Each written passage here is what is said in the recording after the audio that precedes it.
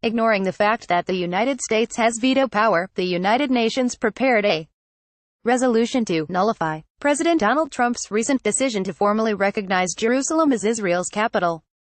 This prompted United Nations Ambassador Nikki Haley to show the entire Security Council who's boss with a move they won't soon forget.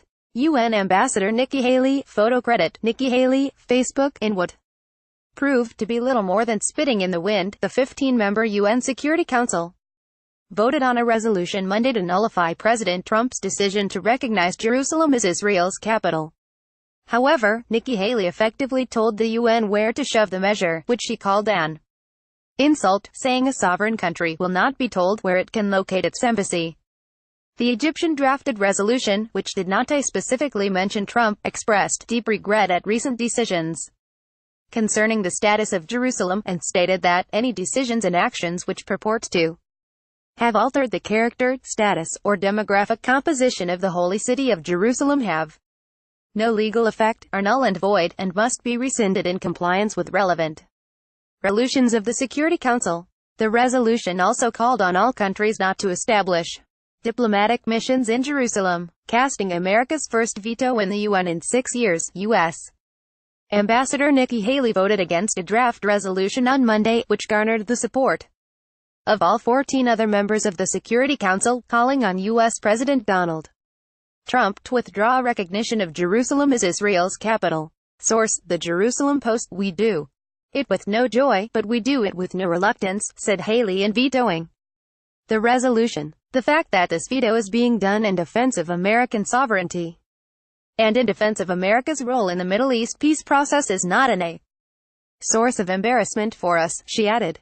It should be an embarrassment for the rest of the Security Council. Speaking directly to those who would accuse the United States of being unconcerned with the plight of the Palestinians, Haley noted that the U.S. funded nearly 30% of UNRWA's budget last year.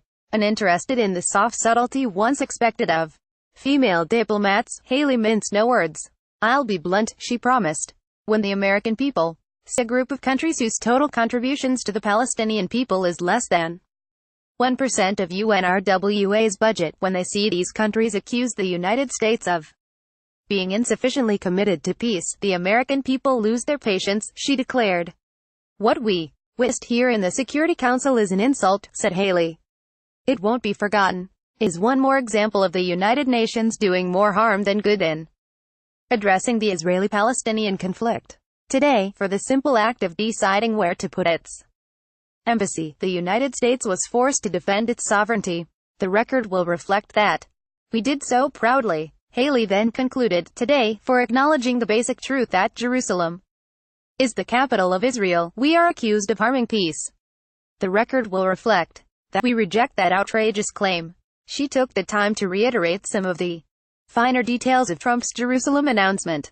His speech, which had served as a departure from the isolationist America First rhetoric that had dominated the campaign, portrayed a president who is willing to go out on a limb for our allies, and who understands that an internationally engaged America is a stronger America.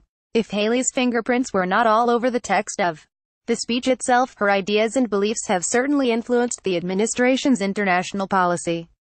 Indeed, Trump's Jerusalem speech was filled with an uncharacteristic level of nuance and sophistication.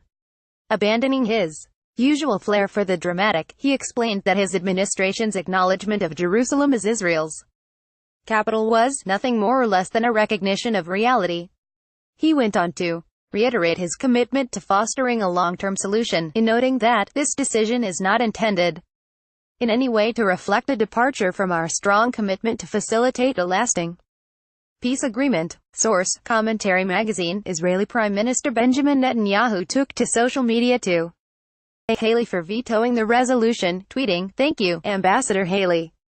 On Hanukkah, you spoke like a Maccabi. You lit a candle of truth. You dispel the darkness. One defeated the many. Truth defeated lies. Thank you, President Trump. Thank you, Nikki Haley. Thank you, Ambassador Haley. On Hanukkah, you spoke like a Maccabi. You lit a candle of truth. You dispel the darkness. One defeated the many. Truth defeated lies. Thank you, President Trump. Thank you, Nikki Haley." pic.twitter.com/Zafistoway, Benjamin Netanyahu, at Netanyahu, December 18, 2017. Do not be surprised if Nikki Haley becomes Secretary of State at some point in the not-so-distant future. She has been a resounding success as UN ambassador, carrying the Trump administration's America First agenda to the world stage. She is a force to be reckoned with and the perfect person to represent the U.S. at the UN, a body which has been traditionally hostile to conservative ideas and nationalist values. Share the story and leave a comment by clicking one of the buttons below. Follow us on Facebook at MedWorld News.